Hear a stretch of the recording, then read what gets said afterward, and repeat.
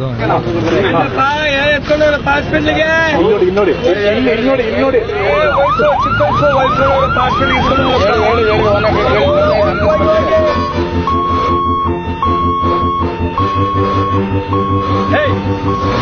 ಜನ ನೀವು ಸಾಯ್ತಾ ಬಿದ್ದಿದ್ದಾನೆ ಎಲ್ಲ ಫೋಟೋ ತಗೊಂಡಿದ್ದೀರಾ?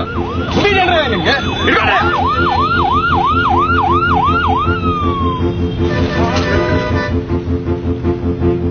ಅವ್ರೇನೋ ಹೇಳ್ತಾರೆ, ನಾನ್ ಕಾಲೇಜ್ ಬಿಟ್ಟು ನಾಳೆ ಸ್ಟೇಷನ್ ಕೋರ್ಟ್ ಕಚೇರಿಯಲ್ಲಿ ಬೇಕು. ಹೌದು ಗುರು, ಪೊಲೀಸರು ಹೇಳ್ತಾರೆ ತಗೊಂಡೋಗಿ ಹಾಸ್ಪಿಟ್ಲಿಗೆ ಅಂತ. ಡಾಕ್ಟ್ರಿಗೆ ಕಾಸು ಕೊಡಕ್ ನಮ್ಮ ಹತ್ರ ಕಾಸು ಇರ್ಬೇಕಲ್ಲ. ನಾವ್ ಆಟೋ ಓಡ್ಸ್ಕೊಂಡು ಜೀವನ ಮಾಡೋದು ನಾವೇನ್ ಮಾಡೋಣ ಗುರು? ಹೋಗರು ಪಬ್ಲಿಕ್ಗೆ ಈ ಭಯ, ಈ ಆತಂಕ ಸಹಜ. ಸಾರ್ವಜನಿಕರ ಈ ಆತಂಕದ ಬಗ್ಗೆ ತಿಳಿದವರು ಏನ್ ಹೇಳ್ತಾರೆ ಕೇಳೋಣ ಬನ್ನಿ. ಯಾವುದೇ ಆಕ್ಸಿಡೆಂಟ್ ಆದಾಗ ನಿಮ್ಮಲ್ಲಿ ಯಾರಾದ್ರೂ ಆ ಇನ್ಸಿಡೆಂಟ್ ಪಕ್ಕದಲ್ಲಿ ಇದ್ರೆ ಆ ಗಾಯಗೊಂಡಿರೋ ವ್ಯಕ್ತಿಯನ್ನು ತಕ್ಷಣ ಹಾಸ್ಪಿಟಲ್ ತಗೊಂಡ್ ಬನ್ನಿ. ಇದನ್ನ ಗೋಲ್ಡನ್ ಅವರ್ ಅಂತ ಹೇಳ್ತಾರೆ. ರಸ್ತೆ ಅಪಘಾತಗಳಲ್ಲಿ ಗಾಯಾಳುವನ್ನು ಆಸ್ಪತ್ರೆಗೆ ಸಾಗಿಸತಕ್ಕಂತ ಪರೋಪಕಾರಿಯಿಂದ ಡಾಕ್ಟರ್ಗಳು ಯಾವುದೇ ರೀತಿಯ ಹಣಕಾಸು ವಿಚಾರದಲ್ಲಿ ಮಾತಾಡುವಂತೆ ಇಲ್ಲ.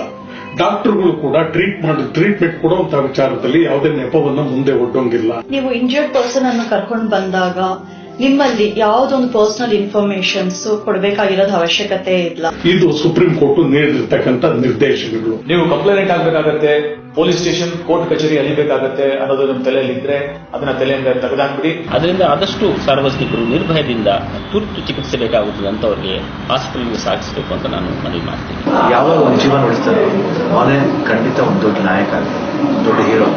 ಬದುಕಿದ್ರೆ ಏನ್ ಬೇಕಾ ಸಾಗಿಸ್ಬೋದು. ಮುಂದೆ ಬನ್ನಿ, ಸಹಾಯ ಮಾಡಿ. Save life. Be a hero. Save a life, be a hero. Save a life. Be the hero. Save a life. Be a hero. Help us to save life. Please participate in saving a life and always be our proud man. So save a life and become my hero.